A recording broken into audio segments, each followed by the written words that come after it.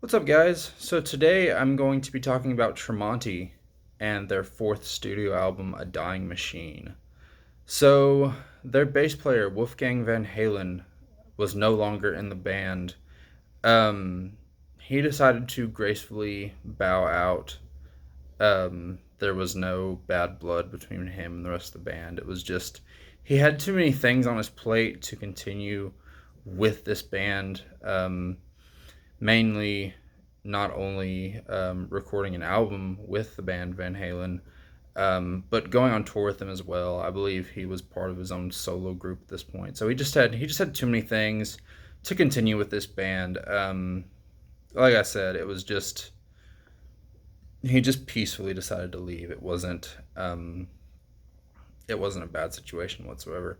So the band went back to the recording wise, they went back to the way they did things on their first album. Eric Friedman, their rhythm guitar player, just played bass, and yeah. So technically, there's three official. There were three official band members on this album.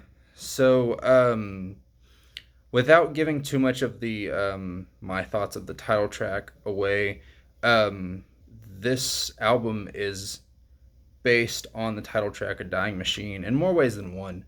Um, Not only was it the first song written for the album, at least I believe it was, but it um, Mark himself loved the concept of a dying machine so much that he really wanted to expand on this idea, and he wrote a concept album around this idea, and then he went even further with it and decided to write a science fiction book, um, title with the same name, um, that coincided with this concept.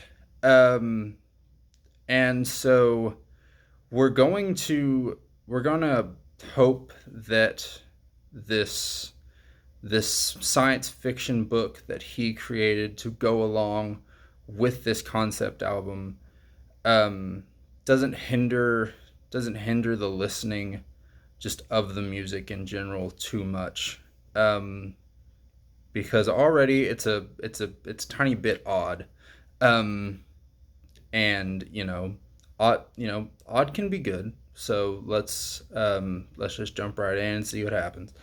Um, First song on the album is called "Bringer of War," and I really like the intro.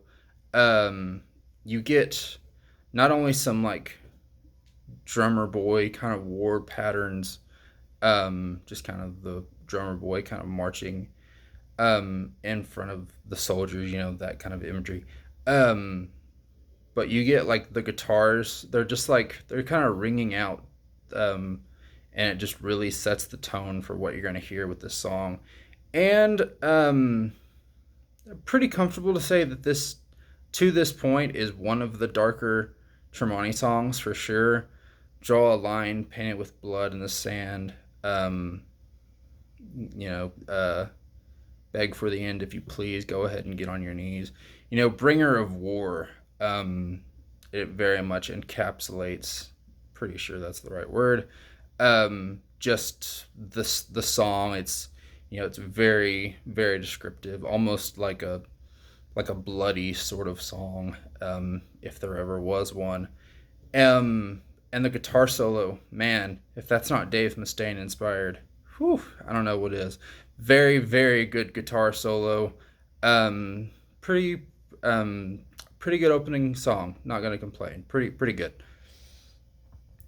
Next song on the album is called "From the Sky," and the intro is very, very good. This was actually the very first little tease that we got from this album before even a lead single was released. So yeah, the intro is very good. The verses are pretty good too. It just has a nice flow, and Mark himself just really knows how to craft songs that just flow well from the intro to the verse, very very well, just very well written. Um, you're just gonna have to go and listen to it. That's kind of the best way I can explain it right now. And then we get to the chorus, the wordless O chorus, and unless your name is the Trooper, that doesn't really work for me. Um, I was super excited about this song for multiple reasons. Like I said, it was the very first piece of music we ever heard from this album. Good intro, good verses, and then we get to the wordless O chorus. Very very weird. Quite frankly, very disappointing. Because I kind of don't listen to this song anymore. I mean, I will occasionally, but I know that the chorus is gonna disappoint me. So, what's the point? And like, the chorus is like really bad when like a section of it is like, probably gonna skip this song. So yeah, I mean, decent. It definitely has its moments, but overall, just kind of a bland song because of that chorus. I'm sorry.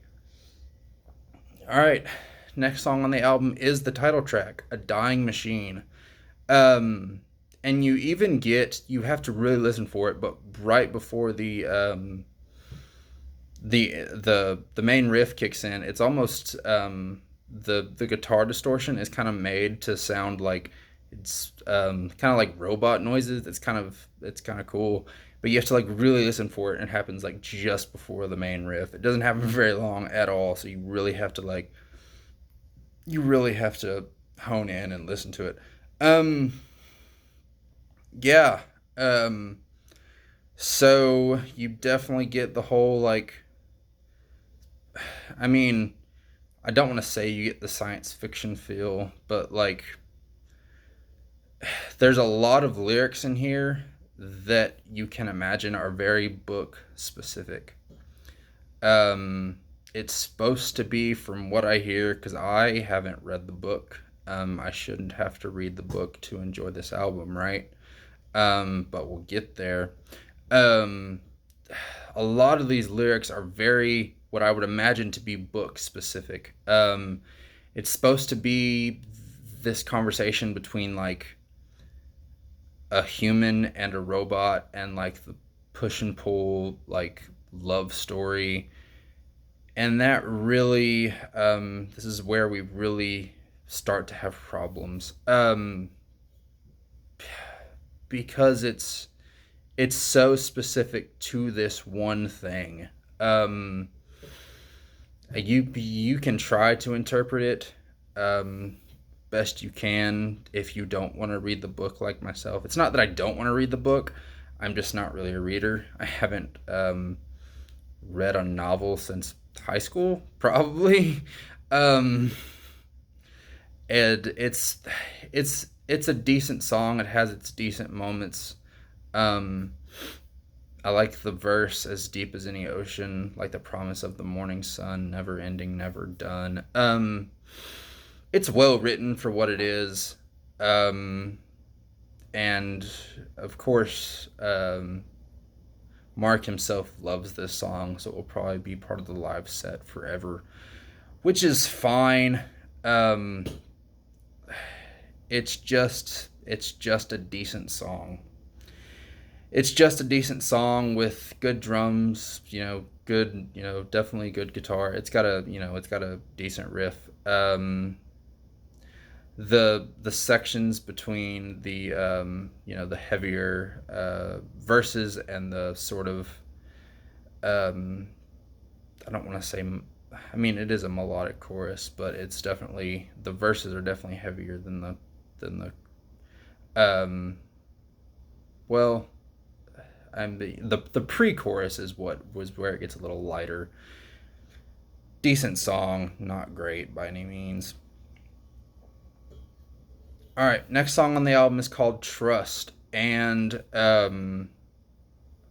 just taking the song objectively, just listening to it. I mean, just one time through, and I'm just saying you have to listen to it one time through. I've definitely listened to this album multiple times. This is a very middle of the road, mediocre sort of song.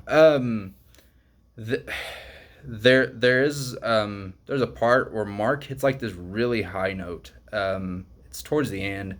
It's pretty impressive. I can imagine it took a couple takes. Yeah. I mean, definitely the highest Mark has ever sang. Right. I mean, if I'm wrong, shoot me. So that's pretty impressive. Lyrically, it's decent. It just I'm sure if you've read the book, you get it more than I do. That's the best way I can describe it. I like the lyrics give me a target and a cause. I like that. Decent song, very middle of the road. It's not bad, but it's not like great. I want to listen to Trust by Tremonti again. Like that's really been stuck in my head, and I just really want to listen to it.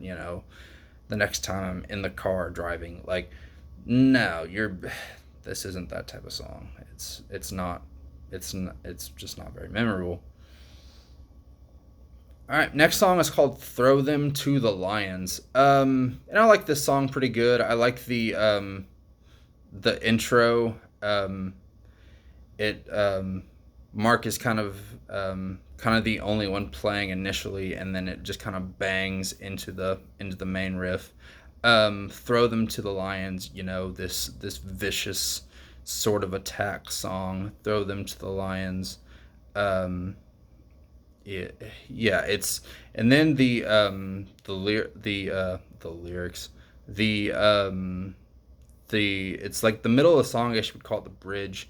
Um, and it's this great musical moment. I imagine in concert this would be where like strobe lights kind of go crazy. It's kind of got that strobe light sort of intensity, sort of feel. I know strobe lights are like kind of you kind of think of strobe lights and like dancing. That's not really what I'm saying. It's got that like intensity of like over here and over here. It's very all over the place, but in a good way. It ends the song on a pretty good on a pretty good solo. Um, Overall, an above average song, pretty good. Next song on the album is called "Make It Hurt," and this song it just has a great groove. Just a great groove that just carries throughout the entire song, and it never really stops. Um, yeah, it's um, and then you get to the bridge. Brought to this place, gathered by law. I get very much like Hunger Game vibes. Um, it's you know, obey just because. I really like that. Like I said, at this point, um, I've given up trying to relate it with this book, this science fiction book that I never read. And not only am I not a reader, I'm not a big fan of science fiction either. So I've basically like given up on that at this point. And I try my best to come up with my own interpretations to enjoy the songs, to enjoy the album. I know I'm one of the few because a lot of people love this album. So, yeah. Next song on the album is called Traipse. I believe that's how you say it. And this song is like so book specific that lyrically I almost can't get behind it at all. Um, I mean, I hate to say that, especially about a Tremonti song, because as you guys know, I'm a huge Tremonti fan. But and I had to look up what the word meant, and that doesn't hinder my enjoyment of the song.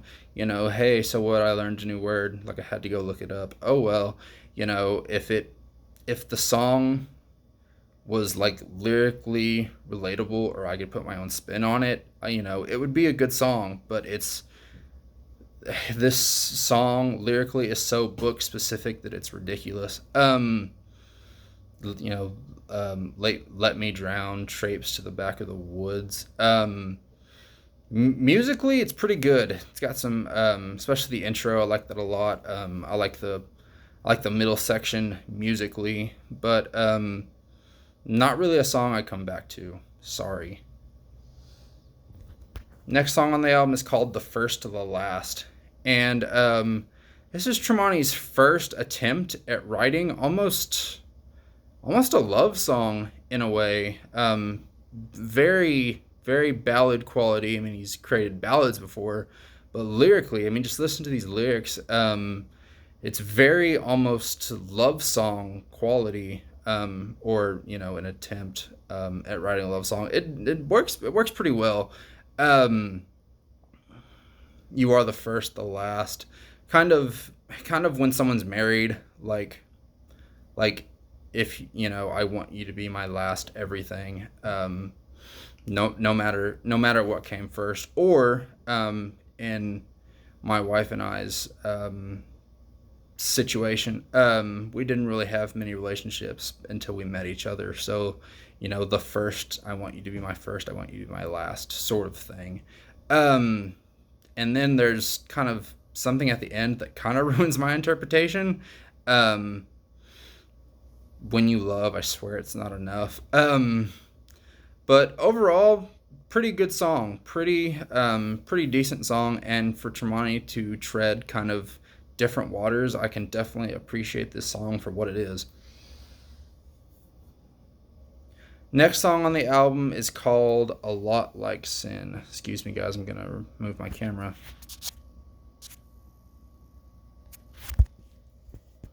Sorry about that, guys. Next song on the album is called "A Lot Like Sin," and this song grew on me, has grown on me a lot, because at first I thought it was kind of a middle of the road sort of song, kind of like "Throw Them to the Lions," as far as like heaviness goes, and like quality, kind of like "Trust." But this song grew on me a lot. I lyrically, it's very good, and I've always kind of enjoyed my interpretation. A lot like sin. So basically, like this, almost like this leader, um, trying to convince someone that they're not perfect, and that they're also dark, that they also have a dark side to them. You are just like me. He says, um, you spare me your games while I break you in. Like, don't even try to deny that you and I share some of the same dark opinions and some of the same dark desires. Follow me, because you are just like me. I like I like these lyrics a lot. Just very much trying to break a person down, but in a very unconventional way. Like, um,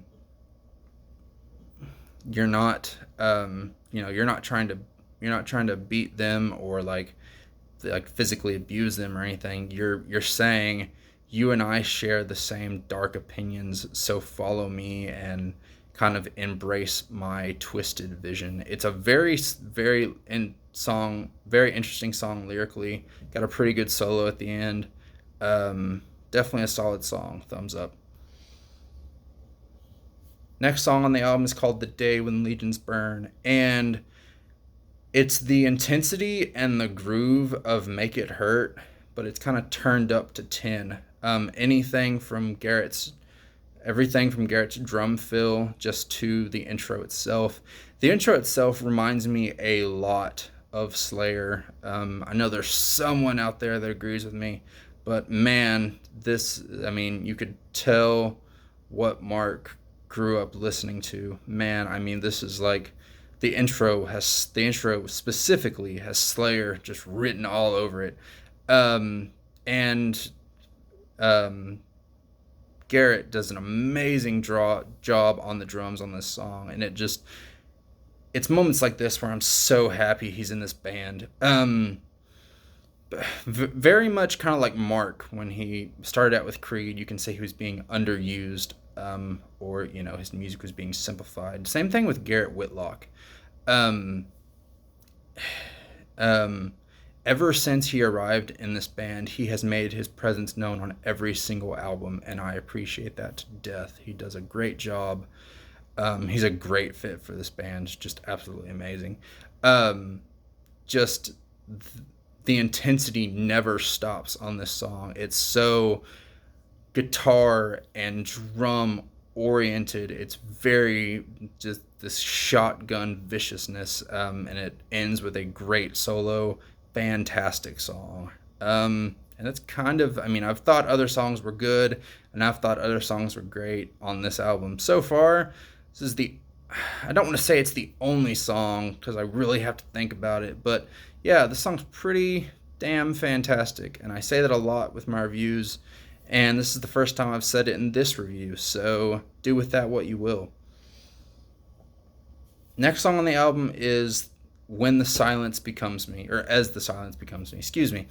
Um, Very mid-tempo, mid-paced, kind of somber song, and to me, this song, you can almost draw parallels of someone like on death row. As the silence becomes me, like when death hits you, there's gonna be silence. But come now and sit with me. I've needed company for so long. Like, not only is he on death row, awaiting his fate, but he's lonely. I alone wait to meet the end. All my life I've waited for a friend. Um, when the moment redeems me, I will not be found. Like redemption, like, or I'm being redeemed, like, when I get to heaven, everything will be better. It's a very grandiose kind of, got this big feel, even though it's mid-paced and slower. It's got this very just nice feel. Tremonti's voice sounds great on it. Next song on the album is called "Take You With Me," and kind of very opposite from As the Silence Becomes Me. This is very, very, very upbeat, almost peppy in a way, but not negatively at all. Um, yeah, it's a really good song. In the verse, Tremonti is like, it's supposed to be this kind of light, upbeat sort of song, and in the verse, underneath the guitars are doing some crazy fast things, and it's awesome. I'll take your hand in mine and never let go. It's very much up to interpretation, this song, even though it's lyrically kind of generic, kind of something we've heard before, just in society. I'm not saying in his songs, but just something we've heard before in general, just as a society. Very good song, and I'll take a decent song over a song I just don't understand, and this song is definitely one of them. Really good song.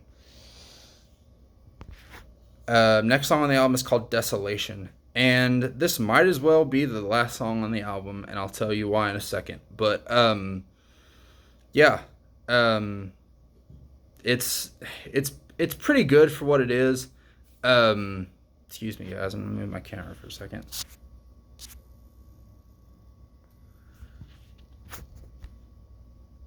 Yeah, it's pretty good for what it is.